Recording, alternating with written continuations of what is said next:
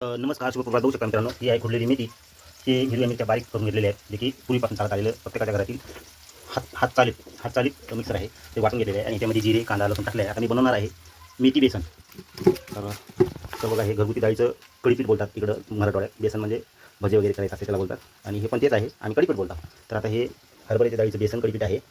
ही छानपैकी निसून वगैरे धुवून घेतलेली स्वच्छ मेथी आहे, मेथीची भाजी आहे, बारीक कुटलेल्या मिरची आहे, आणि याच्यामध्ये 3 कांदा, लसूण आणि जिरे छानपैकी बॉईल होतात, तळत आहे. तर मी हिरव्या मिरच्याचं वाटण मला घालणार आहे.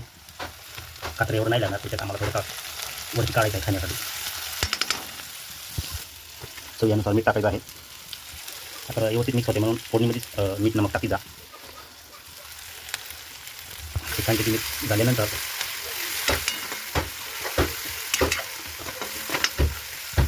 आपलं जिरे, लसूण, कांदा आणि हिरव्या मिरच्याचं वाटण छानपैकी आता लाल लाल प्रकारचं भाजलेलं आहे.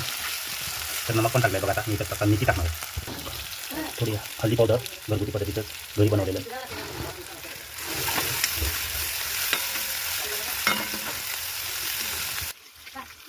तर मी बारीक माझ्या जी कट हाताने निसलेली मेथी आहे मी ते टाकणार आहे बघा.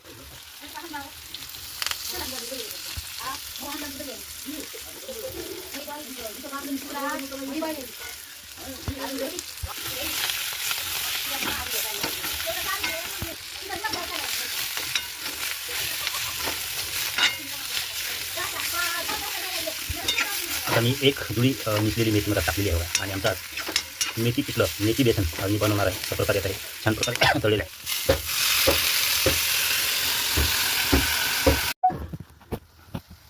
तर आता छानपैकी मेथी बेसन पिठल्याच्या फोडणीला उकळी आलेली आहे. आता आपल्याला याच्यात कढीपीठ घालून छानपैकी मेथी बेसन बनवायचं आहे.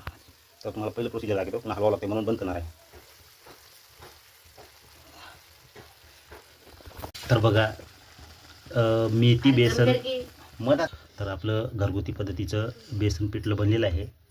आणि ह्या बेसन पिठल्याचं आमची आई आता स्वाद घेतं. नाही, तुम्ही सांगा कसं झालं आहे, कसा झाला नंबर 1? ठीक आहे. आपण बी तुमच्या घरी आईला मदत करू लागत जा थोडीफार. दुसऱ्याचं काही मनाव घ्यायचं नाही, लोक हसतच असतात.